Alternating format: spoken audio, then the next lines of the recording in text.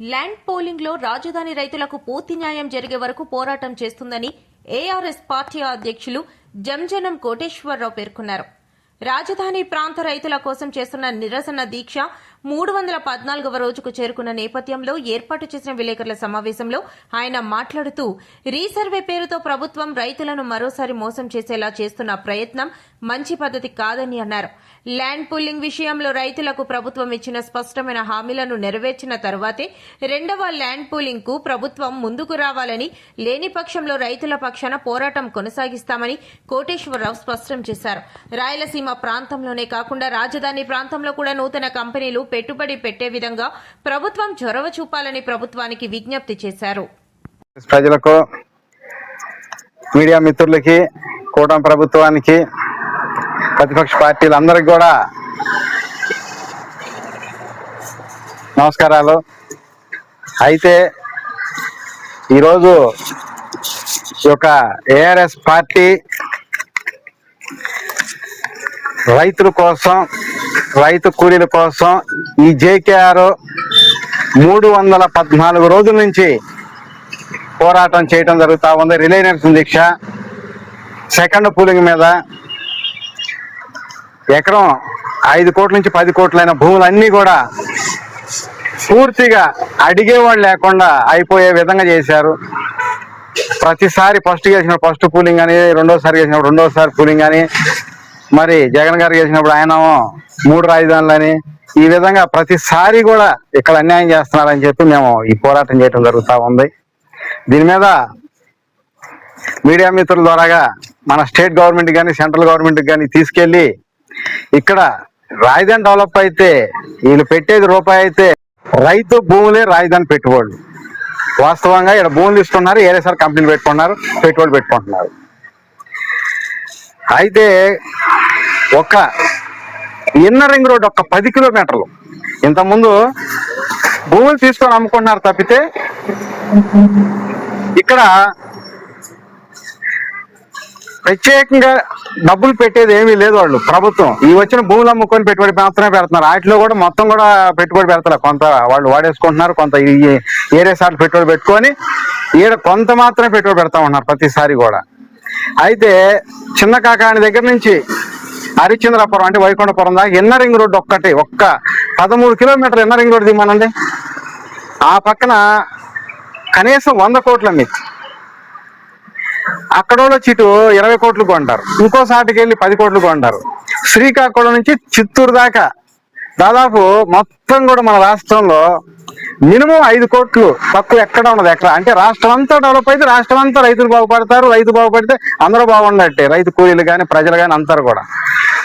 సంవత్సరానికి 50,000 కోట్లు రెవెన్యూ ఆదాయం వచ్చింది. ఏదైనా కానీ రాజధాని డెవలప్ అయితే సంవత్సరానికి 1,00,000 కోట్లు ఆదాయం వస్తుంది. గతంలో కూడా సీఎం గారు చెప్పారు, ఒక రియల్ ఎస్టేట్ ఆగిపోతే సంవత్సరానికి 30 రకాల ఆదాయ వనరులు కోల్పోతున్నామని. మరి ఇప్పుడు ఆయన చేస్తున్న కూడా అదే, మళ్ళీ సెకండ్ పూలింగ్ కాదు. ఆయన 3 రాజధానులు ఈ సెకండ్ పూలింగ్ అన్నాడు, అంతే తేడా.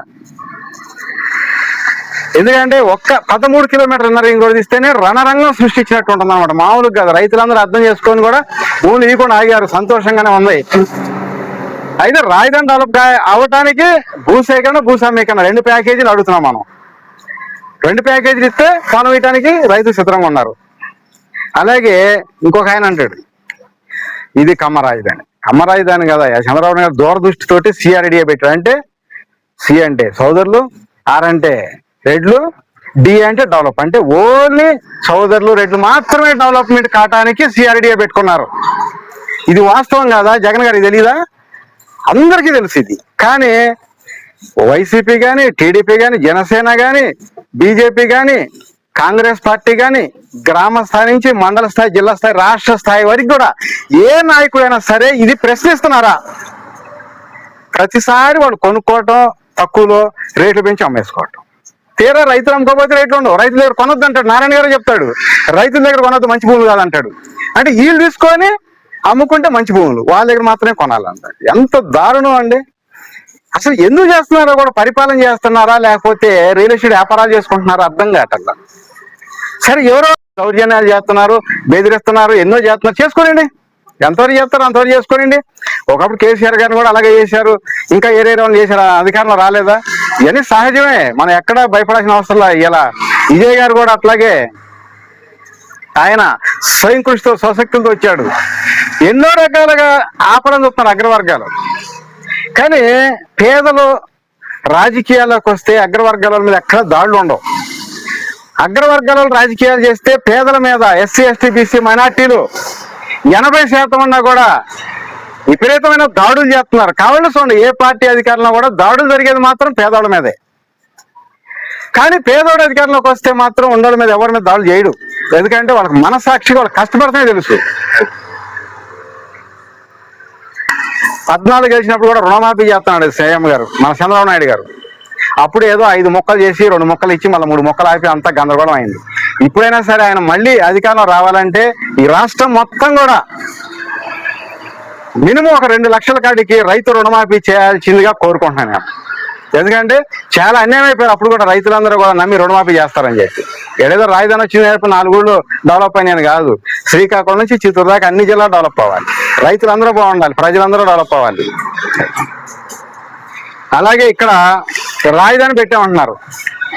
బ్యాంకీ లోన్, ఏ బ్యాంక్ అయినా సరే కూలింగ్ లో తీసుకున్న ప్లాట్లకి మినిమంగా ఒక 5,000 నుంచి 10,000 బ్యాంకీ లోన్లు రుణాలు ఇవ్వాలి. ఒక్క బ్యాంకీ రుణం ఇవ్వదు. ఈ చుట్టుపక్కల మరి ఎకరం కోట్లు అమ్ముతుంది అంటున్నారు. కనీసం మినిమం ఒక 40 లక్షలు 50 లక్షలు బ్యాంకీ లోన్ ఇవ్వాలని అడగాలి కదా. ఈ మిగతా ఉన్న పార్టీలోళ్ళు ఎవరు అడగరు, ఆయన ఈయన ఇవ్వద్దు. ఇంకా ఏదైనా అవసరం అయితే ఏలాలు వేసి కోర్టు నుంచి నోటీసులు పంపించి ఏలమేనని చెప్తున్నారు ఈ మధ్యలో ఉన్న రైతులందరికీ కూడా. ప్రభుత్వం ఎంత అన్యాయం అంటే ఈ అన్యాయం మీద ఖండించేవాడు ఒక్కరు లేరు. ఎవరు అడిగితే ఎవరు పదవులు పోతాయని భయం, ఎవరు అడిగితే ఎవరి పార్టీలో నామోషని భయం. ఇక్కడ ఈ ఆర్ఎస్ ఈ జేకే ఒక్కడే కనపడుతున్నాడు, ఏకైక వ్యక్తి ఈ ప్రభుత్వం మీద అడగటానికి, పోరాటం చేయటానికి. అందరూ అడిగితే ఏదైనా మంచి జరిగిద్ది, లేకపోతే నాకెందుకంటే చివరికి పొలాలు తీసుకున్నారు, రేపు ఊళ్ళు చేసుకుంటారు. ఈ మధ్యలో జనాన్ని కూడా ఉన్నాయి, వాళ్ళ ఇష్టానుసారం అయిపోయింది.